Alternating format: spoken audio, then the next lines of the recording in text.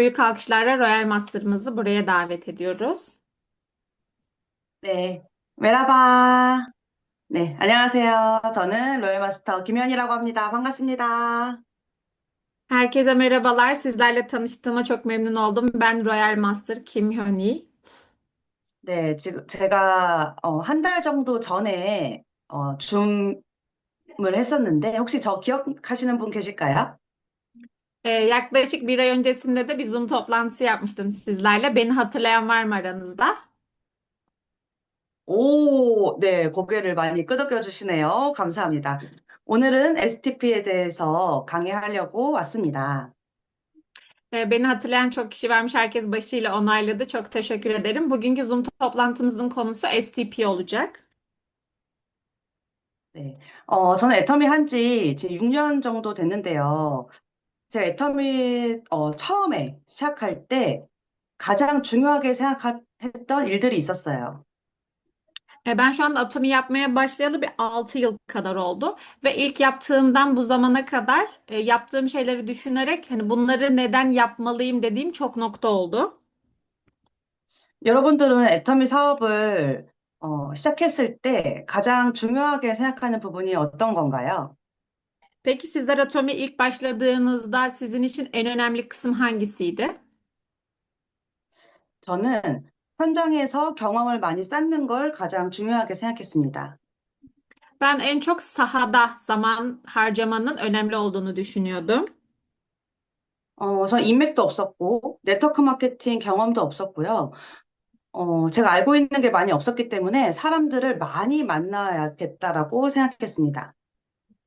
Çünkü benim herhangi böyle güçlü kuvvetli bağlantılarım da yoktu çok fazla insanla ve eskiden yapmış olduğum bir network deneyimi de yoktu. O yüzden de bu işi yapmak istiyorsam sahada insanlarla iç içe olmam gerektiğini düşünüyordum. 여러분들은 지금 오늘 들어오신 분들이 다 사업자로 알고 있는데 하루에 몇 명의 사람들과 실제로 만나시나요? Buradaki kişilerin girişimci üyeler olduğunu biliyorum çoğunlukla. Peki siz bir günde kaç kişiyle buluşuyorsunuz? 저는 하루에 적어도 10명의 사람들과 만나야겠다는 생각으로 일을 하기 시작했습니다. Ve ben bu işe başlarken şöyle düşündüm. Bir gün içerisinde en az 10 kişiyle görüşmeliyim. 실제로 매일 10명씩 1년이 넘게 현장에서 경험을 하다 보니까 저의 애터미 실력이 쌓이더라고요. Ve bir yıl boyunca gün içerisinde en az 10 kişiyle görüşmek benim adıma Atomi hakkında çok fazla deneyim sahibi olmamı sağladı. 오늘은 제가 이렇게 현장에서 쌓았던 그런 노하우를 설명해 드리도록 하겠습니다. Ve bu süre içerisinde deneyimlemiş olduğum, öğrendiğim bilgileri bugün sizlerle paylaşacağım. 네, 제목 보이시나요? 현장에서 활용하는 STP 방법입니다. Ekranı görüyorsunuzdur. Sahada STP yöntemi uygulanması. 제가 파트너 사장님들을 보니까요, 현장에 나가서, STP를 하는 게 아니라 제품 설명만 하시는 분들도 많더라고요. Ben partnerlerimin sahaya çıktığında gözlemlediğim kadarıyla onların sahada sadece ürün açıklaması yaptıklarını tam olarak STP yapmadıklarını görüyorum. 물론 애터미 제품이 진짜 좋고 저렴하고 감동이 있지만 우리는 사업하는 사람들이기 때문에 사업의 비전을 전달해야 합니다. Tabii ki Atom'un ürünleri çok güzel, çok faydalı ama bizler bunu iş olarak yaptığımız için insanlara Atomi bilgilerini de sahada aktarmamız gerekiyor. 여러분, STP가 뭐예요? 쇼더 플랜이라고 얘기하잖아요. 사업 설명, 제품 설명, 뭐 회사 소개 이런 것들을 설명하는 거예요. Peki STP dediğimiz neydi? STP Show to Plan demekti. Yani sistemi, ürünü, vizyonu insanlara sunabilmek sahada. 네, 오늘은 네 가지 정도에 대해서 얘기를 나눌 건데요. 첫 번째는 STP의 중요성과 태도입니다. Bugün de konu olarak dört ana konunun üzerinde duracağım. İlk olarak STP'nin önemi ve göstermemiz gereken tutum. 네, 두 번째는 현장 STP의 핵심 포인트, 세 번째는 10분 현장 STP, 네 번째는 알면 좋은 꿀팁에 대해서 설명해 드리도록 하겠습니다. Daha sonrasında sahada STP yaparken bizim için anahtar noktalar 10 dakikalık bir saha STP'si ve bilmemiz için bilmemiz iyi olan yararlı noktalar. 네. 첫 번째 STP의 중요성과 태도인데요. 여러분, STP는 왜 해야 할까요? İlk olarak STP'nin önemi ve tutumundan bahsedeceğiz. Peki biz neden STP yapmalıyız? 그냥 제품이 내가 좋아서 애터미 사업을 시작하게 됐는데 제품 설명만 하면 사람들이 반응을 해줄까요? Diyelim ki ben Atomi ürünlerini çok beğenip çok sevdiğim için Atomi işini yapmaya başladım. Peki ben sadece insanlara Atomi ürünlerini anlatsam onlardan bir karşılık alabilir miyim? 그리고 제품을 뭐 한두 개는 써줄 수 있겠지만 소비자가 제품을 많이 써요? 사업자가 제품을 많이 써요? Tabii ki bu kişiler ürünlerden bir ikisini de kullanabilir ama peki sizce tüketiciler mi ürünü daha fazla, daha çeşitli ürün kullanır yoksa girişimci üyeler mi daha çok ürün kullanırlar? 물론 소비자를 많이 찾는 게 당연히 중요하긴 하지만 결국에는 사업에 관심을 갖는 사람들은 제품을 한 번에 마트 체인지를 하기 시작합니다. Tabii ki ne kadar çok tüketici üyemiz olsa o kadar güzel ama girişimci üyeler de girişimci oldukları için tek seferlik bile olsa tüm mağazasını Atomi ile değiştirecek kişiler oluyor. 그래서 오늘은 사업자를 찾는 STP에 대해서 배워볼 거예요. O yüzden de bugün özellikle girişimci üye bulmaya dair bir STP konusu işleyeceğiz. 네, 그리고 누구에게 STP를 해야 되는지, 그리고 STP 하기 전에는 나의 3분 스피치부터 이렇게 배워보도록 하겠습니다. Ve özellikle STP'yi kimlere yapmalıyız? Ve aynı zamanda da benim kendi sunabileceğim karşı tarafa sahadaki 3 dakikalık STP konuşmamdan bahsedeceğiz. 사실 이 STP는요, 뭐, 스킬 이런 건 아닙니다. Öncelikle STP bir ikna yöntemi değildir. 그래서 누구나 다 할 수 있는 STP이기 때문에 왜 해야 될지를 먼저 고민해 보시면 좋겠어요. STP herkes yapabileceği için öncelikle neden STP ve nasıl yapmalıyım konusunu düşünmemiz gerekiyor. 제가 생각하는 STP는요, 상대를 파악하기 위한 중간 도구라고 생각합니다.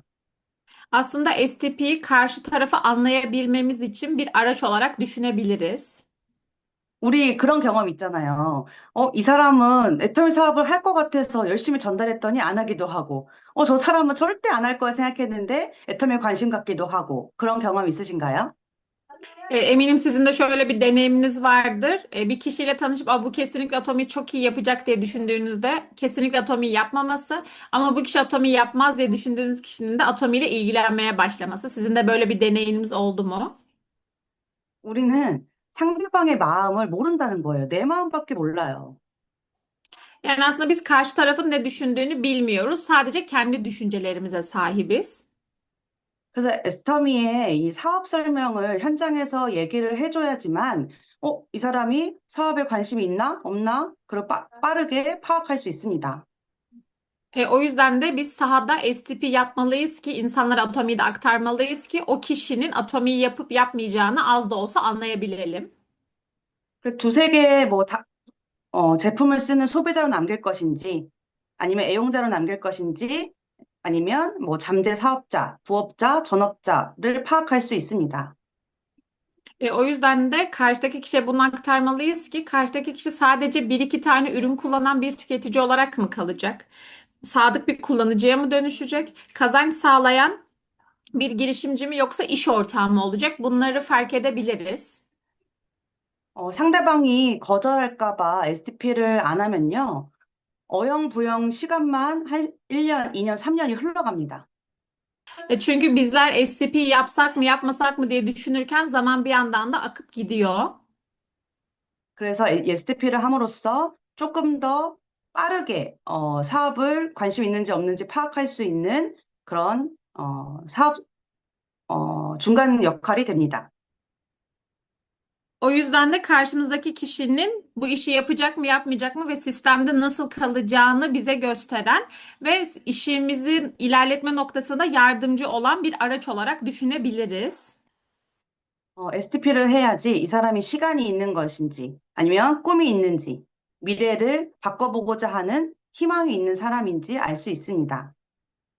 Aynı zamanda STP yapmalıyız ki karşımızdaki kişinin bunu yapabilecek bir zamanı var mı? Yoksa hayali hedefleri var mı? Buradan kazanç elde etmek istiyor mu? Pozitif mi ya da istekli mi? Bunları görebiliriz. 그리고 네트워크 마케팅에 긍정적인지, 아니면 뭐, 살고자 하는 이런 의욕이 있는지, 그런 것들을 파악을 합니다.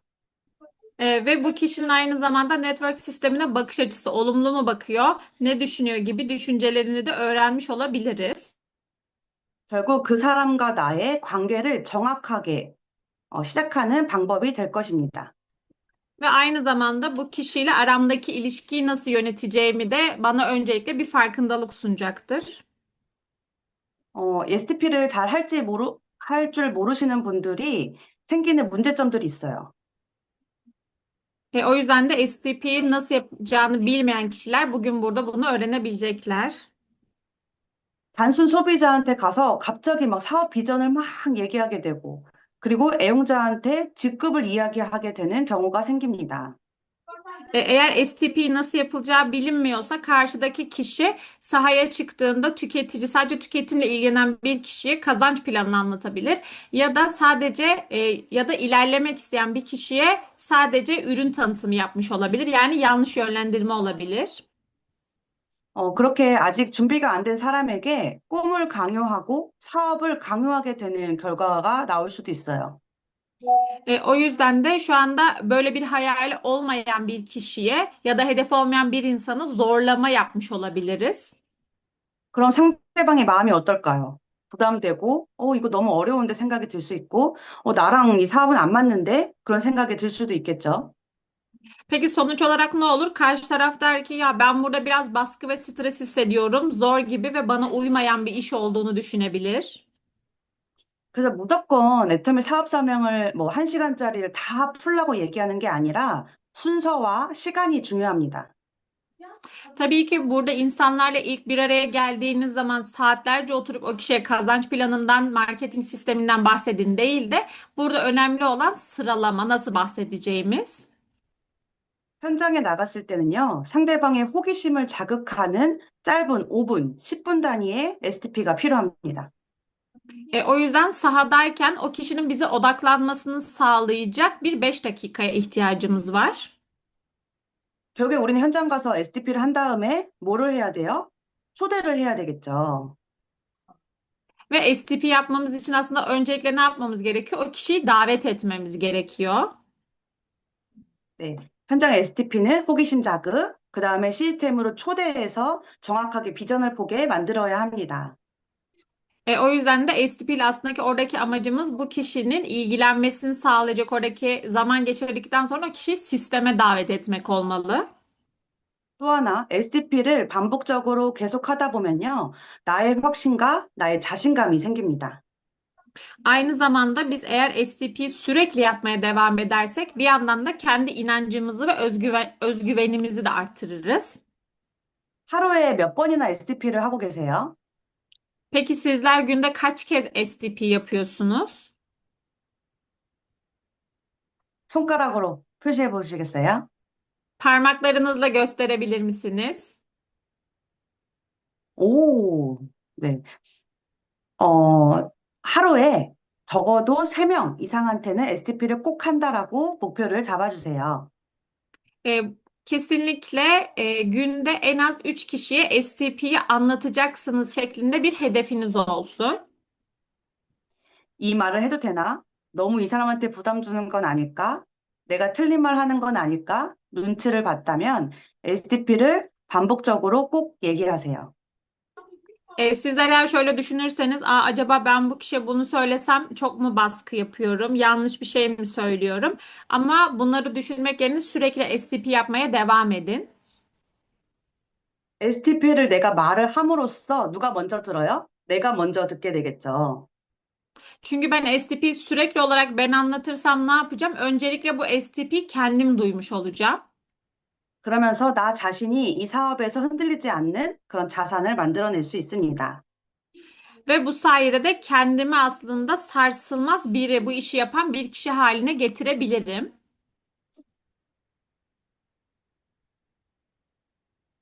음, 네. 현장에 나가기 전에 먼저 연습할 수 있는 3분 스피치를 기억해 주세요. Öncelikle sahaya çıkmadan önce kendimize hatırlamamız gereken bir 3 dakikalık konuşmamız olması gerekiyor. 오늘도 뭐 아니면은 센터에서 사업 설명을 다 하고 이런 스피치 하시죠? 이 순서와 이 자세로 하시나요? Mesela seminerler bittikten sonra ya da böyle Zoom toplantıları bittikten sonra 3 dakikalık bir konuşma yapıyoruz. Peki nasıl bir tutum sergiliyoruz? 네. 스피치의 순서는 나의 뭐 직급과 이름을 얘기하고 과거와 현재의 직업을 먼저 얘기합니다. Öncelikle konuşma sırasında kendimin nerede yaşadığından, sahip olduğum bir ünvandan ve ismimden, daha sonra geçmişte yaptığım meslek ve şu anda mevcut mesleğimden bahsederim. 여기서 직업은요, 나의 과거 중에서 가장 화려했던 직업을 얘기하는 거예요. Yani aslında şu anki yaptığım işle geçmişte yaptığım işin arasındaki farkı anlatıyorum. 왜 애터미를 만나게 된 동기, 오늘 강의 느낌이라든지 단기 목표를 열정적으로 얘기합니다. Atom ile tanışma nedenim bugünkü eğitimi dinledikten sonra bende bırakmış olduğu hissiyat ve kısa dönemli hedeflerimden bahsedebilirim. 이 앞에 나가서 스피치 할 때 가장 중요한 태도는요, 1분에서 3분 시간을 짧게 한다는 거고요. 그리고 이 순서대로 꼭 하셔야 합니다. Özellikle de konuşma sırasındaki tutulma duruşuma dikkat etmeliyim. 1-3 dakika arasındaki zamanda uymalıyım, süreyi aşmamalıyım ve ilerleyen sıraya göre devam ettirmeliyim. 이 개인 스피치는 사업 설명을 하는 게 아니라 긍정적이고 적극적이고 열정적이게 나의 상황을 얘기하는 거예요. Buradaki kendimizi tanıttığımız 3 dakikalık konuşmada herhangi bir iş planı yapmadığım için öğretici olmaya çalışmıyorum. Pozitif, olumlu, aktif ve daha tutkulu bir şekilde konuşmamı tamamlıyorum. 전 처음에 사업을 할 때요, 이 3분 스피치를 이렇게 대본으로 써서 달달달 외우고 했었어요. Ben ilk bu işi yaparken 3 dakikalık konuşmamı bir metin haline getirip yazarak sürekli onu söylüyordum. 왜냐면 이 3분 스피치가 정리가 명확하게 돼야지만 현장에 나가서 당당하게 내가 애터미를 왜 하는지 얘기를 할 수 있게 됩니다. Çünkü bu 3 dakikalık konuşma eğer ben gerçekten düzenli bir hale getirirsem sahaya çıktığımda da kendimden daha emin bir şekilde bu konuşmayı yapmaya başlarım. 네, 이해되셨나요? Anlaşıldı mı acaba? 여러분, 트리키에서도 이런 콜드 컨택을 하시나요? Peki Türkiye'de de bu şekilde soğuk iletişimde bulunuyor musunuz? 콜드 컨택이 중요할까요? 웜 컨택이 더 중요할까요? Peki sizce soğuk kontak mı daha önemlidir, sıcak kontak mı? 여기 질문에 답이 na와 있네요. 둘 다 결국 중요합니다. 결국에는 빠르고 탄탄하게 멤버십을 구축하려면 둘 다 동시에 진행을 해야 돼요. Tabii ki sorunun cevabı da hemen karşımıza çıkıyor. Her ikisi de önemlidir. Çünkü sonuç olarak hızlı, sağlam bir şekilde üyelik oluşturmak ikisinde de mümkündür. 지금 SDP 할 대상을 지금 찾고 있는 건데요. 원 컨택은 내가 아는 모든 사람들입니다. Özellikle sıcak kontak dediğimizde hali hazırda bizim tanıdığımız kişilerdir. 예를 들어서 내 친구들, 뭐 가족들, 내가 자주 가는 단골 가게 사장님들이 되겠죠. Örneğin bu kişiler ailemden olabilir, arkadaşlarım olabilir ya da çok düzenli bir şekilde gittiğim kafeteryanın çalışanları olabilir. 이미 관계가 있는 사람이기 때문에 현재 그 상대방의 상황이 어떤지 파악을 해보는 거예요.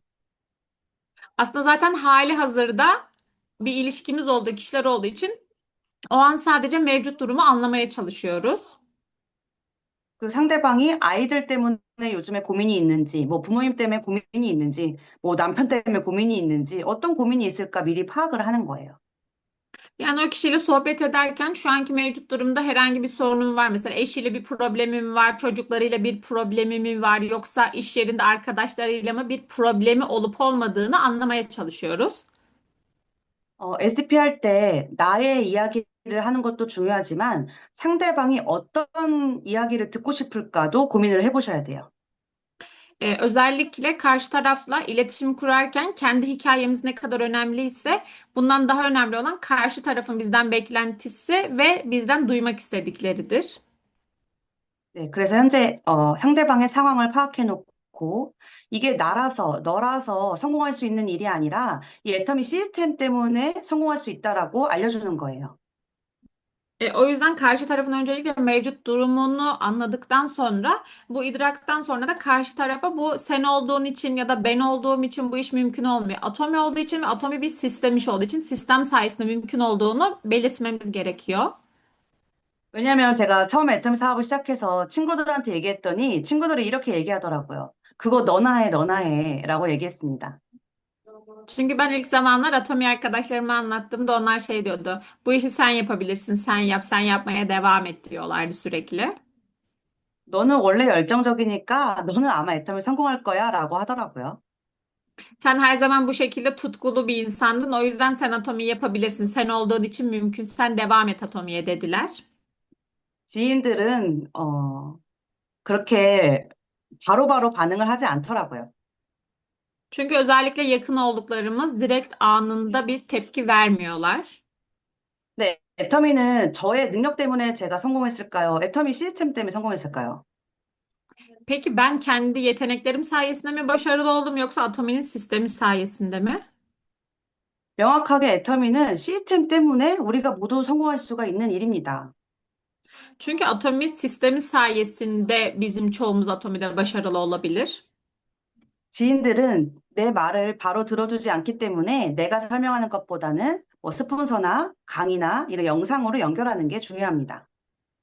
Özellikle yakınlarımız biz onu anlattığımızda bizi dinlemeyeceği için onlara sponsorlarımız aracılığıyla iletişim kurmak, eğitim toplantılara davet etmek ya da bir video göndermek daha faydalı olacaktır. 네, 두 번째는 콜드 컨택인데요. 저는 인맥이 없었기 때문에 저희 집부터 골목에 있는 가게를 세어봤더니 50개의 가게가 있더라고요. Benim çok fazla çevremde tanıdığım olmadığı için aslında soğuk kontağı denedim hep. Yani evimden çıktığımda yol boyunca oradaki tüm dükkanları bir gözden geçirdim ve yaklaşık 50 tane dükkan vardı. 50개의 가게를 매일매일 다니면서 콜드 컨택을 했습니다. Ve oradaki 50 tane dükkanı her gün uğrayarak oradakilerle bir soğuk iletişim meydana getirdim. 콜드 컨택에서 가장 중요한 거는요, 질문을 많이 하면서 신뢰관계를 트는 게 중요합니다. Soğuk kontakta en önemli noktalardan bir tanesi çoğunlukla karşı tarafa soru sorarak karşı tarafın güvenini kazanmak. 사장님한테 이거 애터미 사업이 필요해요. 꼭 하셔야 돼요. 이렇게 얘기하는 게 아니라, 뭐 예를 들어서 비전 센터를 운영하시는 분들에게는 뭐 비전 센터를 운영하던 사람이 이렇게 성공했어요라고 하면서 다른 사람의 이야기를 해주는 게 중요합니다. Mesela kafenin patronuna gidip de işte Atomi'yi sen kesinlikle yapmalısın, Atomi işi sana lazım demekten ziyade orada başarılı olmuş ve merkez olan bir kişinin nasıl başarıya ulaştığını ona göstermek daha doğru olacaktır. 그 50개의 가게 중에서 조금 관심 있는 가게를 한 10군데를 추려가지고요. 그분들한테 비슷한 상황이 있는 영상을 보여줍니다. Ve daha sonra bu 50 tane dükkanından 10 dükkana indirerek oradaki kişilere benzer videoları izletmeye başladım. 그리고 또 더 관심이 생기시는 분들을 결국에는 시스템으로 다 초대합니다. Ve daha sonrasında ilgilenmeye başlayan kişileri de sisteme davet etmeye başladım. 아까 말씀드린 것처럼 나 혼자서 뭐 1시간 동안 설명해서 끝내는 게 아니라 결국엔 시스템을 초대해서 그분한테 선택권을 주는 거예요. Yani az önce de söylediğim gibi o kişiye bir saat boyunca olayı anlatıp orada bitirmekten ziyade bu kişiyi sisteme davet edip bu kişiye seçeneklerin seçme hakkını sunuyorum. 제가 5년 만에 로얄 마스터가 됐거든요. 그래서 이 컨택과 콜드 컨택을 동시에 했기 때문에 빠르게 성공할 수 있었을 거라고 생각합니다. Ben 5 yıl içerisinde Royal Master oldum. Royal Master'ı bu kadar kısa sürede olmamın sebebini de sıcak kontak ve soğuk kontağı aynı anda gerçekleştirmemden dolayı olduğunu düşünüyorum. 네. 두 번째는 현장 STP 할 때 핵심 포인트를 좀 알려드릴게요. İkinci olarak sahada STP yapmanın anahtar noktalarından bahsedeceğim. 회장님이 이런 얘기를 ha시더라고요. 몰입이 뭐냐? 결국 반복하는 게 몰입이다라고 하셨습니다. Başkan Hangil Parkı'nda her zaman söylediği şey şudur. Sürekli olarak bir olayın tekrar etmesi sizi başarıya ulaştırır. 우리 2026년 표어가 뭐예요? 결단의 속도, 그리고 몰입이죠. Bizim 2026'daki motomuz ne? Karar alma hızı ve odaklanma. 이 STP를 반복하면 반복할수록 내 말이 정리되기 시작하고요. 설명이 줄고 질문이 늘어나는 훈련이 됩니다.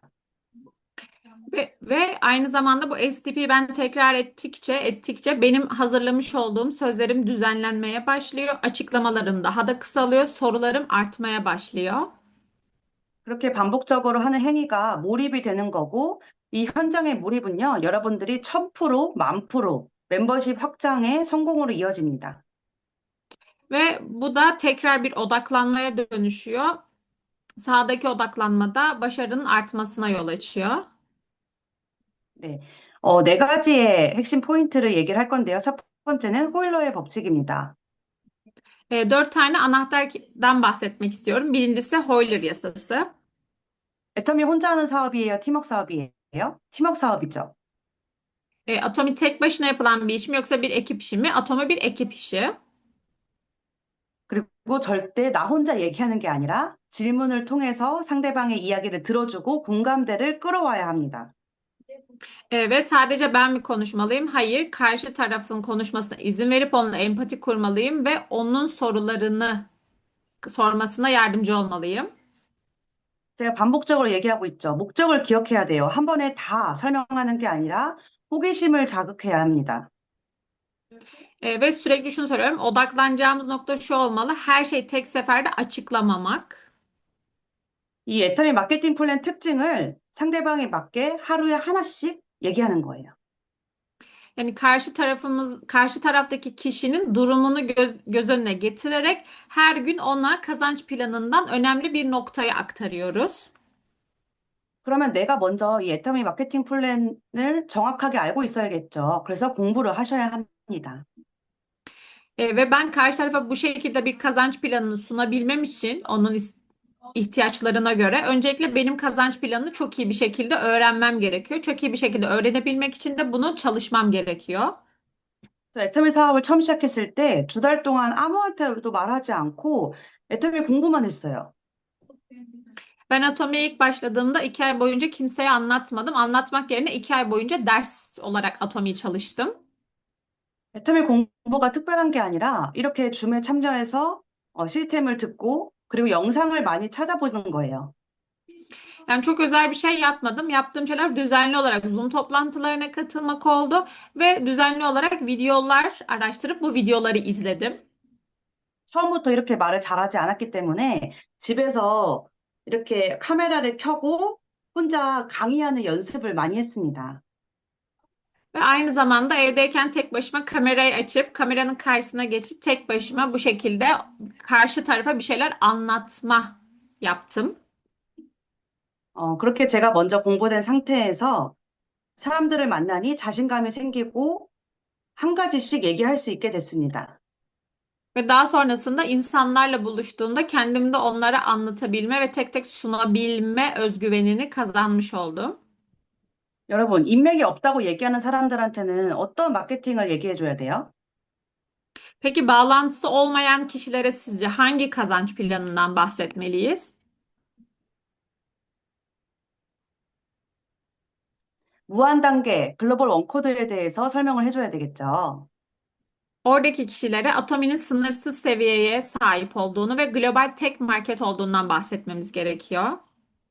나는 돈이 없고 능력이 없어요. 이렇게 얘기하는 사람에게는 어떤 얘기를 해줘야 돼요? Peki benim param yok, yeteneğim de yok bu konuda diyen kişilere hangi konudan bahsetmeliyiz?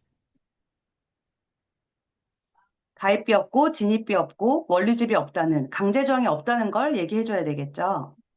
Karşı tarafa herhangi bir üyelik ücreti istemediğinden, aylık ya da yıllık komisyon ücreti almadığından bahsetmemiz gerekiyor.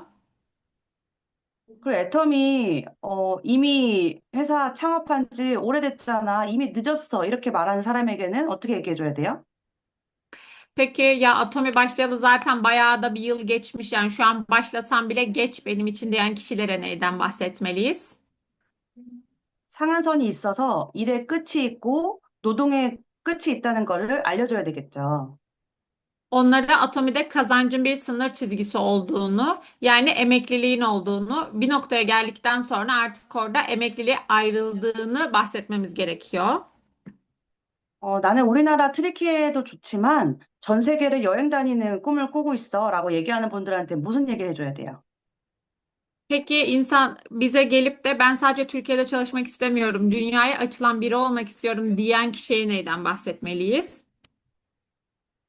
글로벌 원마케팅으로 트리키에뿐만이 아니라 전 세계에서 일도 할 수 있고 여행도 할 수 있어 라고 얘기해줘야 되겠죠. O kişiye de Atomi'nin global bir sistem olduğunu ve sadece Türkiye'de değil, Türkiye'den tüm ülkelere açılabileceğini, aynı zamanda hem tatil yapıp hem işini gerçekleştirebileceğinden bahsedebiliriz. 여러분, 이게 되게 당연한 이야기인데요. 내가 인지하고 있지 않으면 그냥 이론적으로 이렇게 나열하고 설명만 하다 오게 됩니다. Bunlar aslında zaten konuşmamız gereken, olması gereken konular. Ama öncelikle bunları iyi bir şekilde bilmeliyim ki doğru yerlere gidebilsin. 그 상대방의 상황을 파악하고 한 개씩 던져주는 것을 기억해 주세요. Özellikle karşı tarafın hangi, şu anda mevcut durumun nasıl bir mevcut durum olduğunu ve ihtiyacına göre konuları tek tek ona aktarmamız gerektiğini unutmayın. 그리고 네 번째는 후원 수당에 있는 뭐 숫자라든지 아니면 직급 수당의 숫자만 이렇게 쭉쭉쭉 푸는 게 아니라 화법을 바꿔봐야 돼요. Dördüncü olarak da konuşmayı değiştirmek, yani karşıdaki insana kariyere çıktığında oradaki işte puanları göstermek yerine, tek tek onları anlatmak yerine daha farklı sayıları görmezden gelmek de gerekiyor. 뭐 예를 들어서 너는 저번에 내가 3대 30 매칭하면 돈 들어간다고 얘기해 줬는데 왜 기억을 못해? 왜 회원가입을 못해? 이렇게 무시하면 안 됩니다. Karşıdaki kişiye mesela geçen sefer de sana anlatmıştım. 300'de 300 eşleşmesinde bu parayı kazanacaktın. Ya da bu şekilde insanları kayıt yapıyorduk. Nasıl olur da bunu hala hatırlamazsın, unutursun gibi bir söylemde bulunmamalıyız. 저는 그런 얘기를 많이 했어요. 제가 오늘 설명을 드리지만 잊어버리셔도 돼요. 제가 와서 반복적으로 설명해 드릴게요. 라고 얘기를 많이 했습니다. Ben özellikle karşı tarafla iletişim halindeyken bugün sana bunları anlatıyorum ama bunları unutabilirsin. Hiç sorun değil. Ben yine gelir sana tekrar tekrar bunları anlatırım diye söylüyorum. 그리고 더 궁금하신 거는 이런 줌 미팅이나 채널 애터미에서 스스로 공부하실 수 있습니다라고 유도를 했습니다. Aynı zamanda da karşı tarafa yönlendirme yapıyorum. Eğer daha da merak ettiklerin varsa Zoom toplantılarına katılıp daha fazlasını öğrenebilir ya da Channel Atomi'ye girip daha çok merak ettiklerini araştırabilirsin diye söylüyorum. 네, 오늘 홀러의 법칙은 간단하게 설명을 드릴게요. Bugün size Euler yasasından kısaca bahsedeceğim. 어, 이 홀러의 법칙에서 내 역할은요, 내가 설명하는 게 아니라 내 스폰서하고 연결해주는 연결자입니다. Euler yasasına göre benim aslında bu işteki rolüm, benim açıklayıcı değil de sponsorumun açıklayıcı olacak şekilde bir bağlayıcı görevi görmem gerekiyor. 연결해줄 때요, 의존이랑 이 연결하는 거랑 착각하시면 안 돼요. Ama bunu yaparken de bağlayıcı olmakla bağımlı olmayı karıştırmamalıyız. 어, 스폰서가 설명을 한다고 해서 또 가만히 뒷짐지고 잘 듣지도 않고 그냥 스폰서가 다 알아서 하겠지. 그리고 스폰서님 오늘 이거 해주세요. 내일 저거 해주세요. 이런 것도 홀러 법칙이 아닙니다. Aynı zamanda da işte ama sponsoruma yönlendirdim, sponsorum şunu da yapar, bunu da yapar düşüncesiyle sadece kollarımı bağlayıp bir köşede beklemeyi de yapmamalıyım. Ya da sponsoruma bugün bunu yapar mısınız, yarın da şunu yapın, öbür gün de bunu yapın gibi söylemlerde bulunmamalıyım. Bu bir Hoyler yasası değil. 누군가를 스폰서한테 소개하기 전에 이 스폰서가 얼마나 대단한 사람이고 애터미에서 얼마를 벌고 있고 좋은 사람이란 것을 스폰서 프로모션을 먼저 하셔야 됩니다. Özellikle de karşıdaki kişiyi sponsorumla bir araya getirmeden önce sponsorumun nasıl biri olduğunu, neler yaptığını, aslında sponsorumun promosyonunu, karşıdaki kişiye biraz reklamını yapmam gerekiyor. 그 미팅하고 있는 중에는 끼어들지 말고 그냥 긍정적으로 아, 우와 하면서 호응을 해주시는 게 중요합니다. Özellikle toplantı sırasında araya girmeden sadece toplantıya katılmış olmak ve orada da odaklanabilecek bir ortam oluşturup aslında birazcık aa evet öyleydi gibi kafa sallamayla karşı tarafa bir onaylama sunmak yeterli olacaktır. 내가 아무리 많이 들었던 내용이라도요, 처음 듣는 것처럼 옆에서 집중해주고, 같이 호응해 주셔야 합니다. Daha önce bu konuyu ne kadar çok dinlemiş biri olsam bile sponsorum karşıdaki partnerime anlatırken sanki ilk kez dinliyormuşçasına bir odaklanma gösterip aa evet gibi onaylamalarda da bulunmalıyım. 미팅을 할 때 소개해준 나는 스폰서의 말을 메모를 꼭 하셔야 되고요. 미팅하고 나서는 후속 관리를 바로 실행하셔야 합니다. Toplantı sırasında özellikle sponsorumun söylediklerini not edip farkında olmam gerekiyor ki toplantı bittikten sonra karşı tarafla ilgilenmeyi daha kolay bir şekilde gerçekleştirebileyim. 애텀에서는요, 각자 하는 일이 달라요. 그래서 결국에는 이 성공의 꼬림까지 하게 되는 역할은 소개자, 나입니다. Atomi'de herkesin işi çok farklıdır. Özellikle bir noktada benim yani golü atmaktaki rol benim üstümedir ve bu da çok önemli. 스폰서의 일은요, 이 애터미의 사업, 비전을 설명해 주는 거고, 그리고 진심으로 전달해야 합니다. Sponsorun işi Atomi'nin iş planını ve vizyonunu açıklamak ve karşı tarafa bunu samimiyetle aktarmaktır. 그리고 오늘 소개받은 사람과 연결고리를 만들어서, 여기 뭐죠? 왓츠앱인가? 왓츠앱을 같이 연결하든지 하면서 함께 관리를 해야 합니다. Ve karşı tarafla diyelim ki bugün bir toplantı ayarladığımız partnerim vardı. Sponsorum da onunla buluşarak aslında bağlantı kurdu ve yönlendirmeler yaptı. Mesela daha sonrasında kullandığımız WhatsApp üzerinden bir grup kurup ya da gruba ekleyerek ilerletmeye devam ettik. 파트너도 관리하지만 스폰서인 나도 같이 관리를 꼭 해주셔야 해요. Tabii ki sponsorum bana yardımcı olarak destek verip ilgileniyor ama kesinlikle ben de destek verip ilgilenmeye devam etmeliyim. 소개하시는 분의 진짜 일은요, 초대 대상을 찾아보고, 또 관계를 만들고, 상황을 미리 파악하고, 네, 스폰서 프로모션하고, 미팅을 미리 세팅하셔야 됩니다.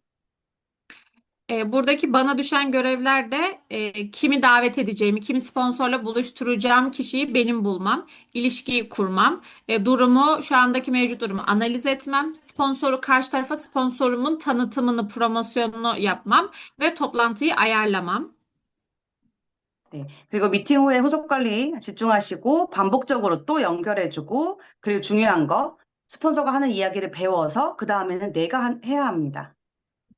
Ve daha sonrasında toplantı bittikten sonra toplantıda not aldıklarımı toplantı sonrasında bir takip gerçekleştirmeliyim ve tekrar bağlantı kurmaya yardımcı olmalıyım. Aynı zamanda sponsorumun toplantı esnasında yaptıklarını dikkatli dinleyerek, öğrenerek daha sonrasında bunu kendim gerçekleştirmeliyim. 네. 그리고 아까 말씀드린 것처럼 현장에서는 길게 하면 안 되고 5분에서 10분 정도의 STP를 해주세요.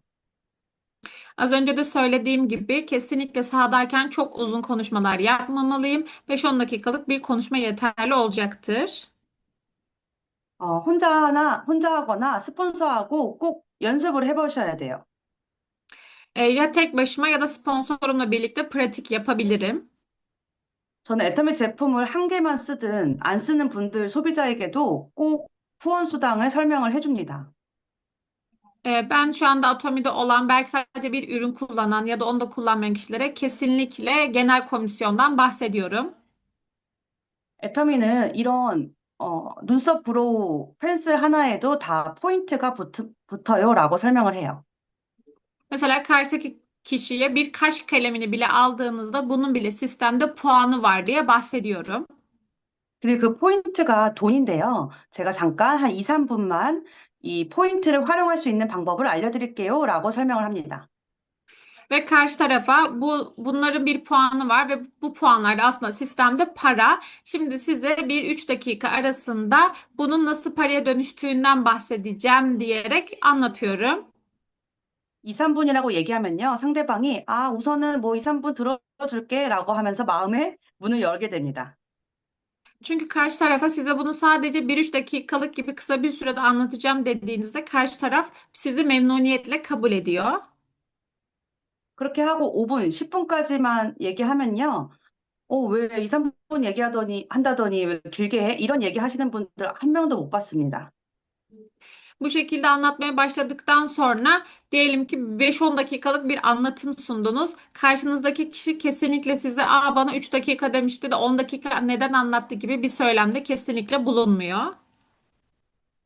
네, 10분을 절대 넘기지 마시고, 그리고 그냥 단순하게 설명하는 게 아니라 내가 외운 거를 스토리로 기억하셔야 돼요. Kesinlikle 10 dakikalık açıklamayı geçmemeliyim ve anlatacağım şeyleri hep bir hikaye olarak aklımda tutmalıyım. Hep hatırlamalıyım bunu. 내가 설명해 줄 그 핵심 단어를 기억하셔야 돼요. 저 같은 경우는 강제조항이 없다는 거, 그리고 소비자도 수당을 받을 수 제품을 쓰기만 해도 수당을 받을 수 있다는 거에 대해서 꼭 설명해 줍니다. Özellikle sahada STP yaparken kullanmam gereken anahtar kelimeleri dahil etmeliyim, hatırlamalıyım. Mesela kesinlikle sadece tüketici bile olsanız sistemde puanlarla para kazanabilirsiniz gibi bir aktarım gerçekleştirebilirim. 그리고 현장 STP에서 바로 먹힐 수 있는 방법이 뭐가 있을까요? 실제 나의 사례를 만들어 보는 거예요. Peki şu anda bir 10 dakikalık bir STP yaptığımda sahaya çıktığımda insanlara sunabileceğim nokta nedir? 여러분들은 애터미 제품 중에 가장 좋아하는 제품이 어떤 거예요? Sizlerin Atomi içerisinde kullandığınız ürünlerde en sevdiğiniz ürün hangisi? 제 피부가 어때 보이나요? 반짝반짝거리지 않나요? Benim cildim şu anda nasıl görünüyor? Parıl parıl değil mi? 그리고 되게 하얗죠. 트리키 분들 보니까 애터미 스킨케어, 이브닝 케어에 대해서 관심이 진짜 많으시더라고요. Gerçekten parıl parıl ve aydınlık bir cildim var değil mi? Ben de Türkiye'deki kişilerle konuştuğumda genellikle evening care'e karşı çok ilgileri olduğunu duydum. 애터미 화장품을 열심히 쓰시기만 하더라도 얼굴이 이렇게 반짝반짝거리고 하얀 피부를 가질 수 있습니다. Gerçekten Atomi ürünlerini düzenli kullanırsanız cildinizde bir aydınlanma ve parıldamayı siz de yaşarsınız. 그러면 사업하는 우리는요, 내가 피부도 관리하고 몸도 관리하고 보여지는 것을 관리를 잘 하셔야 합니다. O yüzden ben de girişimci üye olarak kesinlikle kendi cildime önem vermeliyim, kendi vücut sağlığıma önem vermeliyim ve karşıdaki tarafa da bunu göstermeliyim. 저는 최근에 얼굴 관리뿐만이 아니라 몸 관리를 하게 됐는데요. 제 사진을 좀 보여드릴게요. Son zamanlarda sadece cilt sağlığıma değil, vücut sağlığıma da çok önem verdim. Sizlere son zamandaki değişimimi göstereceğim. 네. 2025년 8월에 저의 모습입니다. Bu 2025 Ağustos'taki ben. 저는 애터미 제품으로 다이어트해서 지금 17kg를 감량했습니다. Ben Atomi ürünleriyle diyet yaparak 17 kilo verdim. 제가 작년에 애터미 오롯에서 마케팅 플랜 강의를 했던 모습이에요. Bu benim geçen sene Orut'ta Atomi sahnesinde ders verirken çekilen bir fotoğrafım. 네. 지금이랑 똑같아 보이나요? 이런 모습을 하고 돌아다녔습니다. Şu an sizce şu anki benle aynı mı? Gerçekten bu tiple sahalardaydım. 네. 고개를 이렇게 절레절레 해주시네요. 이 오롯에서 무대를 ha고 제가 충격을 받아서 이런 스튜디오 사진을 찍은 거예요. 다이어트 하려고. Ve daha sonrasındaki Orut sahnesine çıkıp kendimi bu şekilde gördükten sonra böyle bir fotoğraf çekimi yaptım. Bu fotoğraf çekimine bağlı kalarak kesinlikle kilo vereceğim diye. 애터미에 좋은 제품이 너무 많잖아요. 그래서 제가 결심을 한 거죠. 애터미 제품으로 제대로 다이어트를 해야겠다. Çünkü Atomi'de gerçekten çok fazla çeşitli ürün var ve dedim ki karar verdim kesinlikle bu ürünleri kullanarak diyet yapacağım. 그래서 어떻게 됐어요? 2월 달에 이런 모습과 그리고 그저께 찍은 사진입니다. Ve son olarak nasıl oldu derseniz sol taraftaki Şubat ayında çekilen fotoğraf, sağ taraftaki de daha geçenlerde çektirdiğim bir fotoğraf. 지금은 한국이 새벽 3시여서 제가 이 모습이 안 나오지만 한국에 오시면은 예쁜 모습을 볼 수 있습니다. Tabii ki şu anda Kore'de saat yaklaşık 4 olduğu için bu kadar güzel değilim ama Kore'ye gelirseniz gerçekten gerçek beni görebilirsiniz. 네, 겔체텐 겔체텐. 아, 네. 제가 다이어트를 하고 나니까 사람들이 반응이 어때요? 저 보자마자 살 어떻게 뺐어요? 뭐 먹고 뺐어요? 라고 물어봅니다. Ve tabii ki diyet yaptıktan sonra benle karşılaşan insanların en çok sorduğu soru ne oluyor? Sen nasıl bu kadar kilo verdin? Ne yedin de bu kiloları verdin diye soruyorlar. 저는 실제로 제가 먹은 걸 얘기해줘요. 애터미 프로틴, 보이차, 오메가3, 멀티비타민 이런 제품을 먹었어요. 라고 얘기해요. Tabii ki ben de o insanlara işte Atomi'deki omega'yı tükettim, pürtiyi tükettim, multivitaminleri tükettim gibi tükettiğim takviye edici gıdalardan bahsediyorum. 제가 다이어트 하기 전에 설명했을 때보다 지금은 제가 말만 하면 바로바로 구매해서 먹어봅니다. Çünkü diyet yapmamış önce ben söyleseydim bunları insanlar belki kabul etmezdi ama şu anki halimle söylediğim için herkes hemen kabul ediyor. 피부도 마찬가지예요. 제가 애터미 하기 전에는 시꺼멓고 화장을 하면 다 뜨던 그런 피부였는데 애터미 제품을 사용하고 나서 이런 피부가 되었습니다. Ve Atomi'den önce yine cildim de bu kadar güzel değildi. Çünkü makyaj yapsam bile cildim tam olarak o makyajı çok fazla yemiyordu ve cildimde pütürlükler kalıyordu. Ama şu an öyle bir durumla da karşılaşmıyorum. 그래서 저를 아는 사람들은요, 애터미 제품이 진짜 좋구나 하고 바로 사용해보는 분들이 많으셨습니다. O yüzden de buradaki değişen beni görerek gerçekten Atomi ürünleri çok faydalı ve çok iyi işe yaradığını düşünerek hemen ürünleri satın almayı tercih ediyorlar. 그래서 여러분, 우리는 사업자이기 때문에 내가 제품을 제대로 써보고 내가 효과를 보고 사람들한테 얘기해야 합니다. O yüzden de kesinlikle bizler öncelikle ürünleri kendimiz kullanmalı, deneyimlemeli, daha sonrasında da karşı tarafa bunu aktarmalıyız. 네. 열심히 관리하실 거죠? Sizler de gerçekten çok sıkı bir şekilde kendi sağlığınıza ve cildinize dikkat edeceksiniz, değil mi? 네. 마지막으로 알면 좋은 꿀팁 몇 가지만 소개해 드릴게요. Son olarak da bilsek çok faydalı olur dediğimiz ipuçlarından bahsedeceğim. 저는 현장에 많이 나갔기 때문에 저만의 만나서 할 수 있는 시스템을 만들었었어요. Ben çok fazla sahaya çıktığım için özellikle böyle benim kendi kullanabildiğim, kendime ait bir sistem yarattım.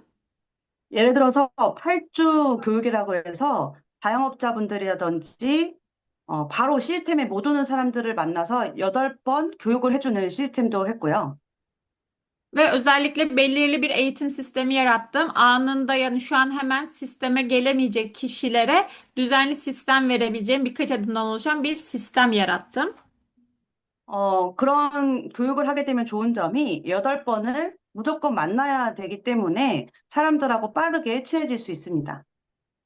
Ve o kişilerle direkt anında sisteme katılamayacakları için 8 kez buluşma, yani 8 kez onlarla görüşme ayarladığım için o insanlarla 8 kez ard arda görüşmek onlarla birlikte bir samimiyet kurmanıza daha kolay yardımcı oluyor. 여러분 스킨케어 많이 하시죠? 스킨케어도 횟수를 정해놓고 반복적으로 사람들을 만나는 거예요. 그런 게 나만의 시스템이 완성이 됩니다. Yani bu şekilde mesela sizler de cilt bakımları yapıyorsunuz. Cilt bakımları da bu şekilde bir eğitim sistemi gibi sıraya koyarak aslında kendi sistem haline dönüştürebilirim. 그리고 만나서 그런 STP를 할 때는요, 뭐, 한 장짜리 이런 프린트물이라든지 아니면은 탭이나 핸드폰으로 한 장짜리를 이렇게 보여줄 수 있는, 눈으로 볼 수 있는 그런 자료들이 중요합니다. Ve özellikle karşı tarafla buluştuğumuzda onlara gösterebileceğimiz nesnel bir görsel olması gerekiyor elimizde. Bu çizgisiz ya da bir not defteri olabilir ya da kullanabileceğimiz tablet ya da telefon, yani bir görsel olması da faydalı olacaktır. 시각적으로 눈으로 볼 수 있고, kri고 제품을 체험시키고, 말로 듣게 세 가지를 하게 되면 효과가 많이 볼 수 있습니다. Çünkü o karşıdaki taraf hem görsel olarak görebildiği, dokunabildiği bir nesne olmuş olacak. Hem bizim anlattıklarımızı dinleyecek hem de ürünleri test edecek. Yani üç duygusunu aynı anda çalıştırmış olacak. 실제로 만나는 것뿐만이 아니라 온라인으로 할 수 있는 그런 시스템들을 만드셔야 합니다. 뭐 예를 들어서 영상 챌린지라든지 여러분들이 이제 왓츠앱으로 하고 있는 그런 시스템을 얘기하는 겁니다. Ve tabii ki aynı zamanda sadece yüz yüze değil, online olarak buluşabileceğimiz sistemler de yaratabiliriz. Bunlar video izleme grupları olabilir ya da yine sizlerin de kullandığı WhatsApp üzerinden oluşturabileceğiniz online toplantılar olabilir. 이런 시스템들은요, 계속 반복적으로 하는 게 중요하고, 그리고 나뿐만이 아니라 내 파트너들을 복제해서 스스로 하게 만드셔야 합니다. Özellikle bu tarz sistemlerin birbirini devam edecek şekilde düzenli olarak sürekli bir devamlılığının olması gerekiyor. Ve bir süreden sonra sadece bizim değil, bizden gören partnerlerimiz de aynen bu şekilde bu sistemi devam ettirebilmesini sağlamalıyız. 그리고 채널 애터미 아시죠? 채널 애터미에 들어가서 내 영상을 보고 제품 설명을 공부하고 그런 사진이나 스크립트를 활용해서 사람들한테 보여주는 겁니다. Ve hepimiz Channel Atomy sayfasını biliyoruz. Channel Atomy sayfasında birçok bilgi ve ürün tanıtımı oluyor. Channel Atomy'yi kullanarak da buradaki görselleri ve ürün bilgilerine sahip olup onları çalışıp daha sonrasında bu bilgileri karşı taraftakilere daha rahat bir şekilde aktarabiliriz. 그렇게 했을 때, 이 사람은 되게 전문가이네. 그리고 나를 제대로 관리해 줄 수 있는 사람이네 하면서 신뢰감이 형성이 됩니다. Çünkü karşı taraf siz bu şekilde sunduğunuzda, gerçekten bu işinde uzman, bu profesyonel, bu gerçekten çok şey biliyor. Demek ki benimle ciddi anlamda iyi bir şekilde ilgilenebilir düşüncesine kapılacaktır. 여러분, 제가 시간이 벌써 이렇게 되었네요. 오늘 이렇게 빠르게 이제 간단하게 설명을 해드렸는데, 여기서 한 가지라도, 두 가지라도 배우신 것들을 현장에 나가서 꼭 활용해 보시기 바랍니다. Neredeyse toplantının bitiş saatine yaklaştık. Ben de hepsini bir anda hızlı bir şekilde sizlere sundum. Ama umarım ki sizler de buradan öğrendiğiniz bir iki şey de olsa kendi saha çalışmalarınızda kullanırsanız çok mutlu olurum. 결국 STP는 내가 지금 못하더라도 반복적으로 계속해서 얘기하는 게 중요하기 때문에 꼭 모두 성공하시길 바라겠습니다. STP ben şu anda gerçekleştiremiyor olsam bile STP'de en önemli nokta sürekli olarak düzenli bir şekilde kendinin tekrar etmesidir. Sizin de bunu düzenli bir şekilde tekrar etmenizi ve en kısa zamanda başarılı olmanızı umuyorum.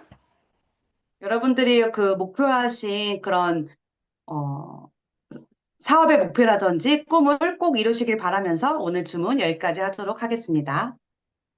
Sizlerin de gerçekleşmek istediğiniz bu işe dair hedefleriniz ve hayallerinizi en kısa zamanda gerçekleştirmenizi umut ederek Zoom dersimi burada sonlandıracağım. 감사합니다. Teşekkür ederiz. 감사합니다, 중장님.